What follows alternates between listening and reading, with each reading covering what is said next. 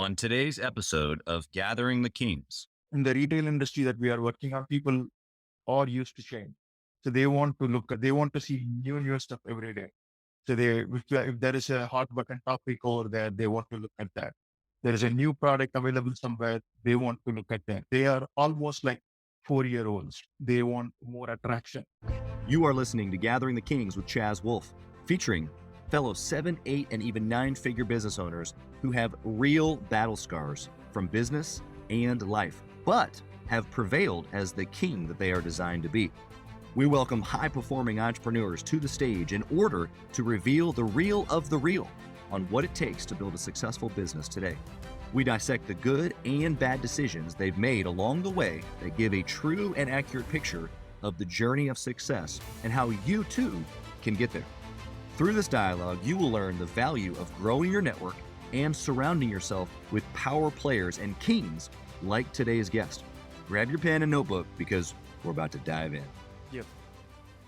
What's up, everybody? I'm Chaz Wolfe, Gathering the Kings podcast. Got a king on the stage today. I'm gonna do my best with your name, Narasimhan Vallur. How did I do? Perfect. Good job. The right answer, whether I butchered it or not, I'm so sorry about that. But Narasimhan, I'm so glad that you're here. You have built such a unique business, and you started it in the middle of COVID. So I'm just so excited that you're here, and then we get to talk about all the challenges that you've been through. Thank you for being here. Let's talk about what kind of business that you have. So I have my business is shoperies.com. So we do grocery delivery for ethnic customers in the greater Seattle area. And we also do delivery to businesses in Washington, Boston, and Massachusetts, and in California. Love that. You're bringing the good stuff every day, the stuff that we need every single day, bringing it right to the door. So I can proudly say that in California and Washington, I only deliver to one or two states here. But in Massachusetts, I deliver to a lot of states there. That's right. It's very small. That's right. Totally different landscape than the Seattle, Washington, and California area, right? Yes. Well, that's awesome. Well, I definitely want to get into a little bit of the story here. You've been doing this for a minute. We were just talking off air. You've been through some ups and downs. You know, COVID presented some challenges, as it did for all of us. I started my business in 2015, the grocery delivery business in 2015. But it took me like the proof of concept went for almost 10 years time. So during that time, when I'm looking at ethnic grocery delivery, there was absolutely no one in the market. And I recently moved my house to somewhere, and it was a problem for us to find groceries from my home where there are stores like Safeway, but not ethnic groceries. I couldn't find like stuff like medjool date or mangoes or stuff like that from here. And if at all I try to go to the stores also, most of them are like old, stinky, not exactly stinky, but old and not in good shape as we expected. So we thought, let me find, this is not just a problem for me, it's a problem for everyone. So there are so many people who are looking for something like this. And then we started that. And we started with doing the shopping ourselves. I hired like few people, did the shopping, and then have the groceries delivered to the customers and customers over here. That's how we started to solve my house problems to start with. So I don't want my wife to ask me that go and buy this particular item. And she always says in the local language and not in English. So it's extremely hard for me to go to the store and then convert that into English and then figure out what I need to purchase and do that. And when I come home, I'm always give her the stick because I bought the wrong one. Well, now I want you to know that regardless of the translation from your language to English, I get the same treatment. I don't even get sent to the grocery store anymore. Okay, so exactly the point. Yes. Yeah, it's not good. In fact, actually, there is one way. Tell me if this if this makes sense for you. But if it's sent to me in a text message, written, and a picture, and as long as there's not too many items, I might succeed. Is that built into your technology? Can I see everything on a picture? And that makes sense, right? Like for my wife, we used to say, don't tell anything in word, right? Give me in a text. So in the initial days, we used text. So she sends me a text. So I have a little bit of time to translate back to English and figure out and go. The next thing comes in brand. So she always expects a certain brand because That's right. I never used to enter into the kitchen for cooking. Right after marriage, she took over the kitchen because she is a fantastic cook compared to me. So since she does a fantastic job, I decided, okay, I'm a novice. Let me not enter. Then she will ask me to start cooking Yeah. and eat my food. I should start eating my food, which is horrible, Right. right? Right. So in which case, she has more preference on brand and on like the style of shopping and things like that. So I cannot. There is no literal knowledge transfer given from her to me, so which is very difficult for me. Then she Yep. says, when I go to the store and buy something and come over home, she says like, haven't you ever walked into the pantry? This is the brands I buy. Look at what you bought, right? These are not the top brand, right? So it's always like, I asked you to buy Apple, but you bought like the old Android. So this is Right. not bad, right? So we have all of these problems. Yes, there are going to be bunch of other problems, but day to day life, right? Every week we go through this problem, week over week, not just the dialogue between husband and wife to choose what is necessary and what is not necessary and stuff like that. But Right. also things afterwards, it's like who goes to shopping with the kid and comes back? Is it Right. my job or your job? Right. So all of this lifestyle revolves around shopping and the kind of products you buy and cook and Yeah. all that. That's right. So that's where I thought let's streamline that and bring quality products that people use on a day-to-day life. Right. So that is the whole idea of why I want to be in the business. And I Yeah. always want to be part of something that a business that can be used by a larger audience, right? Like Yeah. Google or famous companies like Facebook, Google, or anything. So that's the idea.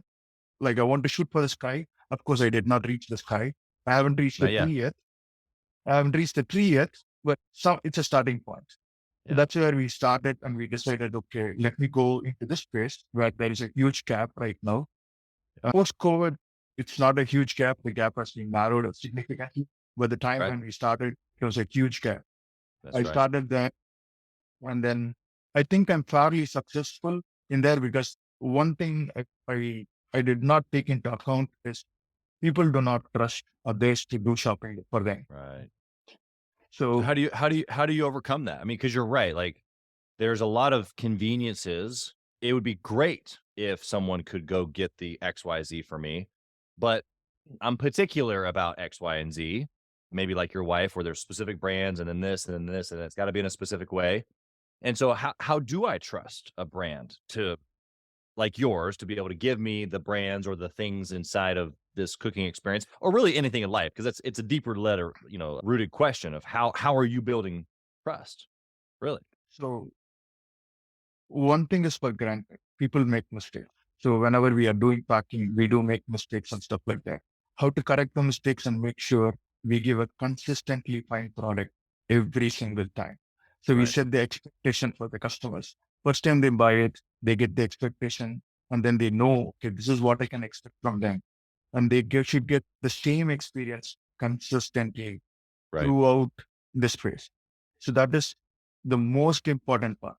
If you do it, you can improve it, but you should improve it in such a way that they can accept your improvement in way. So doing like a proof of concept with a bunch of customers and improving it makes a lot of sense. So we do that and we consistently try to keep the same consistency across the board during our delivery. Yeah. Yeah. Yeah. That consistency not only sets the expectation, but then, like you're saying, over the course of time, over the course of the history that you build with this individual, it builds trust, Yes. loyalty. And they can also see that my comments are being used wisely and then how we are improving it. This is how the product or the brand was there like 2 years ago, and this is how they are now, and Yeah. so on. Yeah. Absolutely. Okay. Let's go through some of the good and bad decisions along the way. I want to know what was something that you can look back on, maybe in the earlier years, maybe more recently, something that you can look back on as a good decision that you made that you would make this decision over and over and over again. It led you to a lot of success. What is that? The number one thing I want to talk about is do not blindly trust your vendors. That means that Mm, You can put a lot of trust on them. Yes. When I say blindly, in the sense like you need to have your own quality control process to make Right. sure products that you sell can meet your guidelines and brand and stuff. So Right. in the earlier days, we did not have the quality control because it was run in my garage. So I was looking for vendors who are like next door or very close to me, whom I can contact and approach quick, fast, dirty. And then it's like a proof of concept for me. So Right. I went for bigger vendors close by and I asked them for products or brands that we carry. So carry them, bring them, stay local, right? Stay Yeah. local, but stay local works very well for produce and some fresh items, but not for everything. So you need to put your quality control into process. And not everybody is great at everything. So they have their own unique skills. So, and people always try to want to sell everything they have and not just the one item that they are great at. So you as a customer, or as a company, I need to make sure I get the best product from the best vendor and make use of that. Like find everybody's quality, uniqueness, and Yeah. try to sell that as much as possible. This is something that I did not do from the day one. So if I had done that from the day one during this research and did that from day one, I would have been a much, much bigger brand than what I am today. Yeah. Yeah. It's great, a reflection to be able to go back and look at that. Of course, you're making those changes now, I'm sure. How does the listener, they're listening to you go, okay, I gotta pick the best of the best, whether it's vendors of the material that I'm purchasing, or in your case, it's the actual fruit or the food product. Or maybe it's, it could be associated to like like a graphic designer that I use, or a marketing guy that I use. Like same concept, right? Like even though maybe I'm Yeah. not purchasing a physical thing of theirs, I'm purchasing their service. So I'm hearing you say like pick A players, because what that happens is that their either service or product then gets represented as you. Is that what I'm hearing you say? Mhm. That's right. So how does the listener right now, big or small company, they're listening and they're going, okay, well, maybe I haven't made those decisions yet. Maybe they're just a little bit of a hodgepodge. I've been bootstrapping or whatever. How do I go back through and kind of like start adjusting that and maybe getting rid of the people that aren't up to standard? See, bootstrapping is great. Adjusting like all these things that you talked about, like hodgepodge, bootstrapping, all of this is great. You have your own process of doing proof of concept to make sure you have your quality control in place. Like we generally have interviews in place when we are interviewing our employees or graphics designers or people like that. So before you go with them, do a little bit of research on what you want. Is that person capable of doing what you want to do? So often in my business, what we look at is I do not have a set requirement in place for some of the products, but customers want them. Customers Right. simply say, I want this, right? Or sometimes there is like, I can look in a target market and say, these products are selling great over there. Why don't I bring them over here? Right. So I need to do decisions like that from time to time. When I do decisions like that, we would want to do like enough homework behind the scenes and make sure That's right. what is that we want. So right now with our website and all that, we are bringing streamlined process as to bring as much information and be transparent about the product to the customer as much as we can. Right.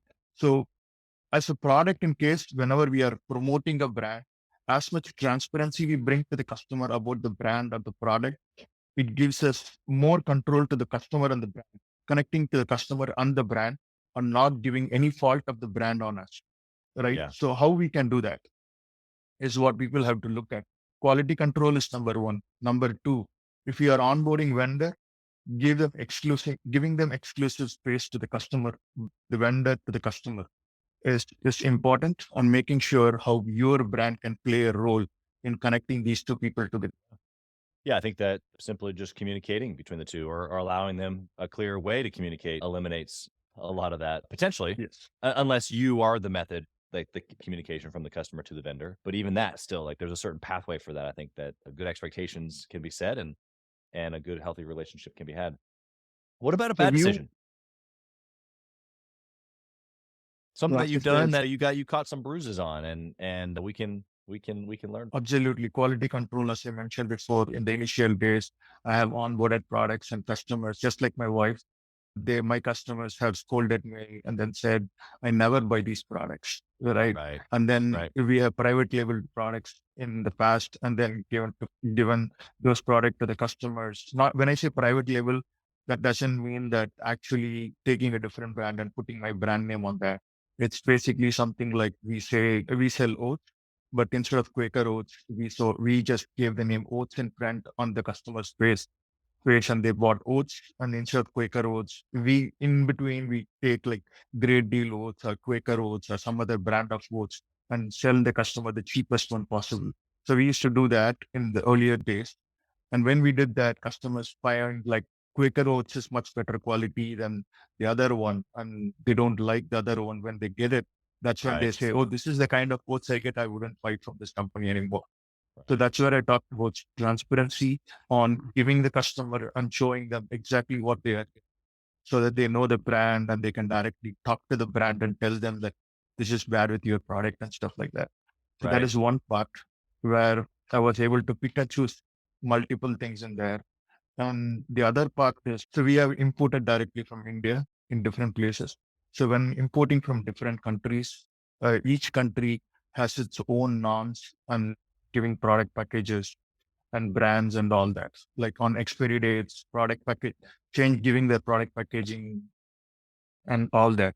So when we are purchasing from these vendors, we were really clear on what we need and how we need and all that. But they never followed these directions that were given by us. And Sure. they provided us products which did not follow these directions. And we paid for everything.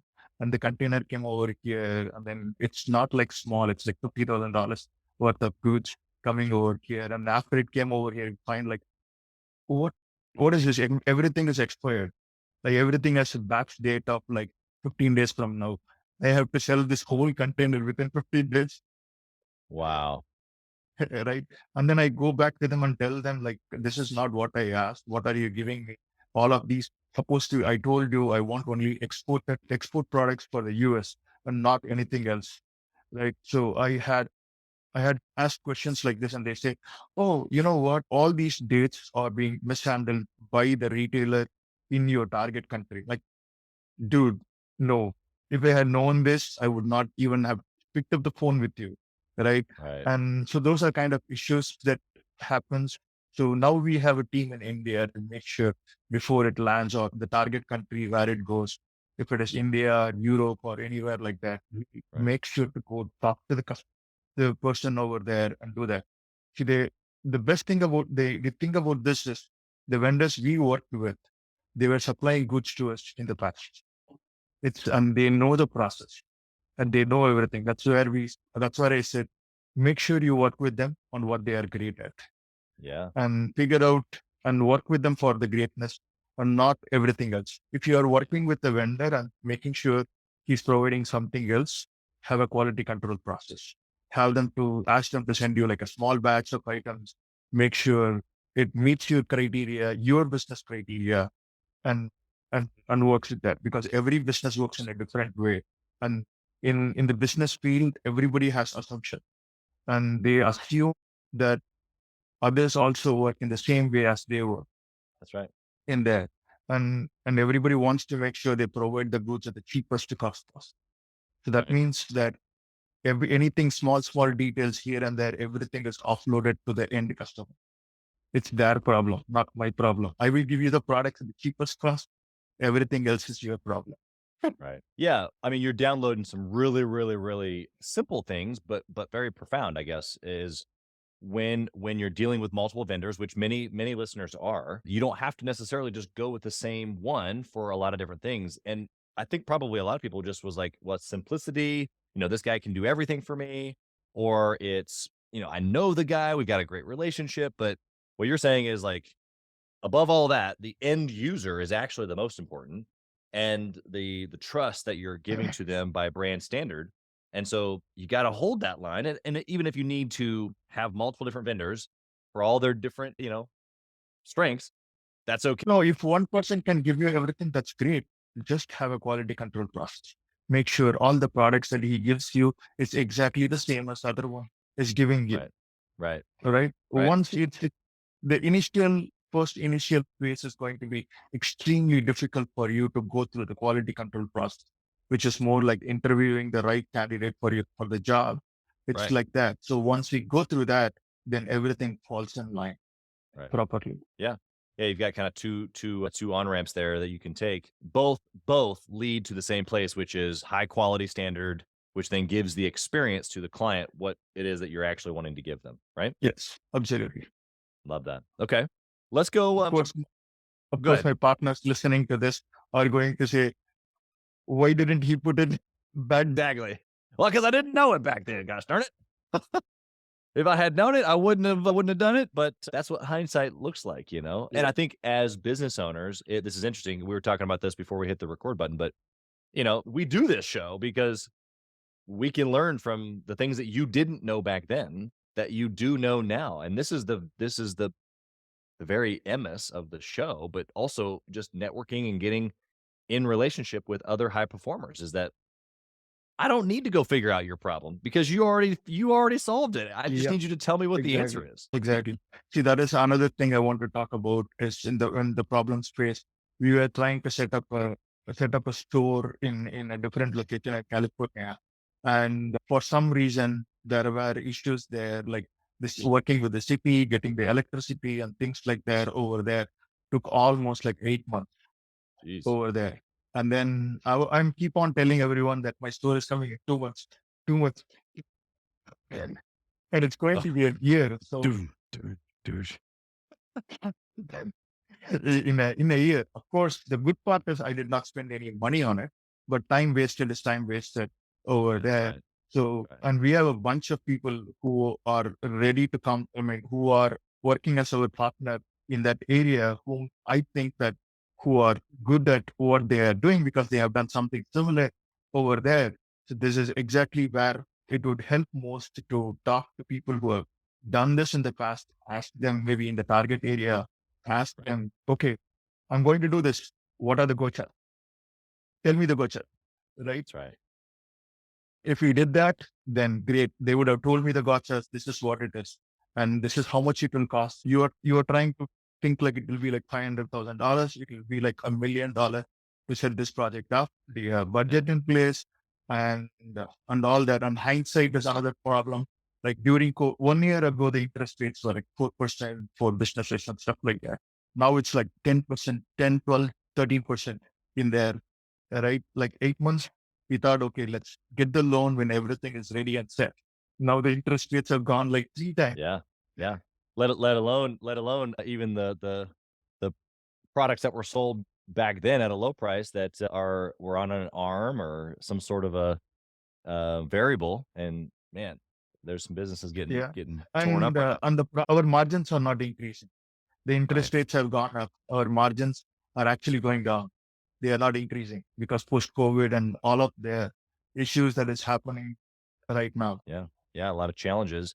And I'm sure that you'll solve those as well as we always do. Let's go over to our speed round here because I want to get into some hard hitting questions. The first one's around KPIs. So in this grocery delivery business, I mean, you're doing it in a couple of different ways and many different areas. What's the number one KPI that you need to track in order to be successful? On my day-to-day work, number of complaints I get from my customer is the most important number one thing. Number two thing is we constantly need to reach out to the customer and get reviews from them on the brand and the product. Like new customers are liking the brand or product, which is also extremely important. So these two things. More complaints coming from customers on either the brand or the products the brand sells is very important. And number two is like reviews coming from existing customers or new customers that are using. The third KPI is dropout in orders. Okay. Tell us more. So like we have like week over week, we have sales. So many number of orders come out week over week. So if in any Got it. week like orders drop out, that's an Got it. immediate sign of either your brand is not or there is like a huge event going on in the market all of a sudden, which is doing that, right? Right. Either dropout or increase in orders, both you need to be watched out for. Yeah. Since COVID came in, like we know that all of a sudden your website can crash, right? And if it crashes, the customers you lost are not going to come back. Right. Yeah. It's a big deal. All right. What book or resource would you recommend for a listener right now who wants to go to the next level? I don't usually have time to read through books as such, but I do have time to read through like LinkedIn posts sent by different people over there. Like I'm following like Jeff Bezos post or any other somebody else post behind and looking at success stories of other businesses and Yeah. listening to podcasts like yours. So these Yeah. kind of things actually really help me. And it's more of trying to know today's trend because people like to go with today's trend and see like match up with like hot hitting keywords that are happening on the market, and that's what people are looking for. And it would be good for even though it may take a long time for us to implement the latest features, but people would want to know that we are headed in the right direction.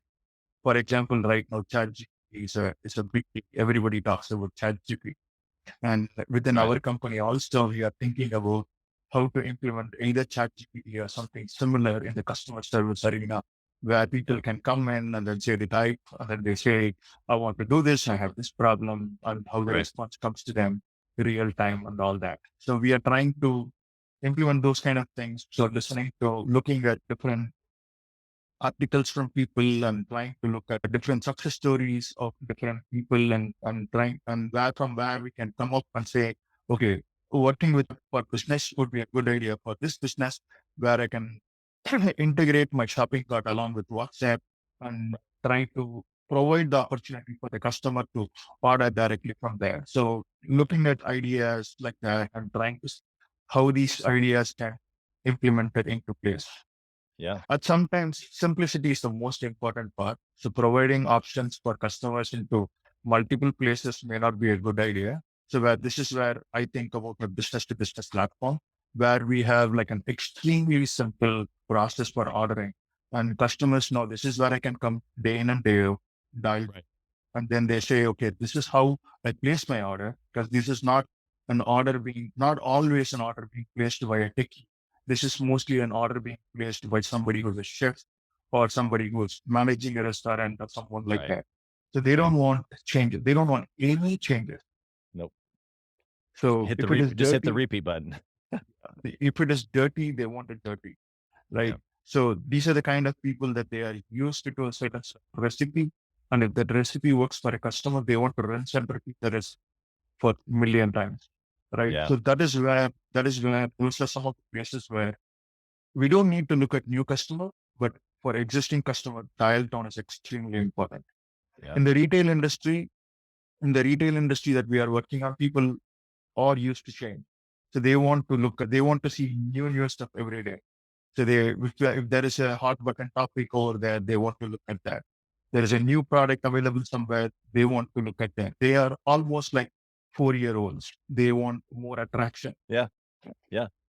Well, on the topic of ChatGPT, I just saw yesterday or the day before, I saw a video of how it can integrate with Open Table, and like basically you can say, "Hey, I'm looking to do a recipe of this kind," and it can give you the recipe, and it can also then connect you and book you a table at a restaurant that makes that dish or something like that. So I can only imagine that being able to connect to your business or a grocery delivery business like yours is right around the corner for ChatGPT because Yes. the integrations with Open Table are already in the hot box. Yes.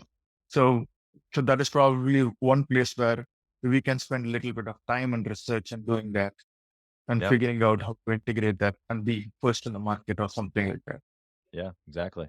I got a question for you around family. I'm just a firm believer that not only do I need to be obsessed with my business in order to be successful, I need to be obsessed with my family in order to be successful, but successful in my Absolutely. family. How do you obsess with your family at the same time as obsessing with your business? Absolutely. So in my earlier days, it was extremely difficult because when I receive a call, I used to be in the customer support as well for my business. So people call at whatever time they can. So Okay. whenever I get a call, everybody goes silent in my house. Everybody knows. Everybody goes silent in my house when I receive a call, and then I finish the call, and then they come back on, and then they talk to me and stuff like that. So I That's gave awesome. more importance. This was like a for me. So I gave more importance for the business as well as them, and I was also doing a job elsewhere as well. So they were not getting enough attention for me. So Yeah. but now in recent times, it is very important for me. I understood that automation and self-reliance is more important, and having personal time for my son is also very important. There is no Right. such thing saving time or saving money, right? For others, you save time now or you save time later, or you save money now or you save money later. So it will, as much as you can, make sure set up the budget right and make sure you have the right resources for the right job. Make sure they can take care of the calls and manage the time accordingly and all that, and have the peace of Yeah, which ultimately allows you to be present with your family and correct. not have to, do the hurry up quick shush game. Although I loved how you said it because there is a stage in the business where you have to do that. I mean, you couldn't have any other customer support folks at that time. And I bet your kids remember that. Hopefully in a good way. Whereas like, you remember when dad used to have the, da da da da, and he'd, take a phone call. Like that as an entrepreneur are those are memories that we're creating and part of what we're building into our children. So it's not all bad that we have to do business and family at the same time. But to your point that you made there, it's when we continually choose it over and over and over, and eventually it just tips the scale where it's like it's all business, no family whatsoever, rather than there it being, integrated. Right. Absolutely. You hit that on. Right. So that is exactly what my suggestion would be. That is always going to be a bootstrapping phase. As a business entrepreneur, you are always filled with ideas, new ideas to explore, to improve within your market and all that. Right. Sometimes some ideas work, some ideas you may want to revisit later in the future, restart and redo and things like that in there. So personal time is difficult, but just like an office, like just like how we work in office, like block time for things like that. You can also communicate that with your family as well and tell them that I'm going busy from this time to this time, but Yeah. I will set up more time with you later in that. And this is what I'm trying to do. This is how I'm trying to change the world, Good inspire them, communication. like Yeah. inspire your family on how you are changing the world and tell them that this is the hardships of running a business and this is on the profits of running the business.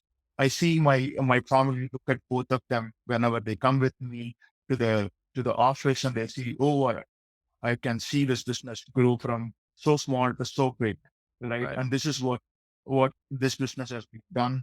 And I can also we go to events sometimes. They talk to my customers right hand. And whenever I say I'm not a Narasimhan from Shoperies, everybody says, I know who you are. You don't need any introduction, right? So those kind of things in front of my kids, they know, oh, okay, he's doing something good, right? Right. And Yeah. they can also take inspiration from you and do that. Yeah. Exactly. Exactly. Yeah, they're watching and absorbing quickly at a high at a high rate. I got one last question here for you. If you had the opportunity to whisper in the younger version of you, in the younger ear, if you will, what would you say? So I would say that whatever you do, make sure it is scalable. Mm. So look at the scalability first, then look at profitability, and then all of that. So initial days when I looked at this project, I was only looking at the money that I can spend.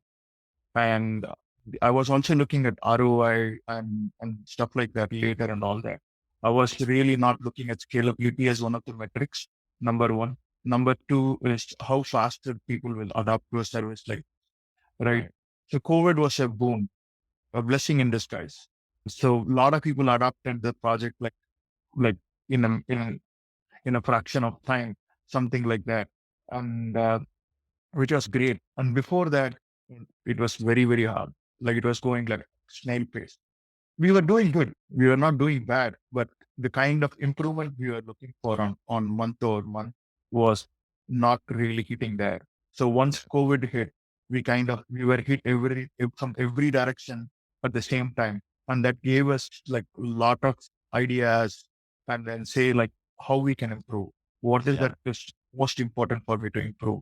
So number one, most important, I would say to younger self of myself is have your IP and build on top of your IP, right? Bringing the right vendor who's not available anywhere in the market.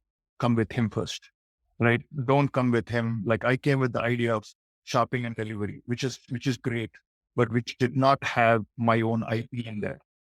So my own set of products and the high quality products that people will actually like in there and stuff like that.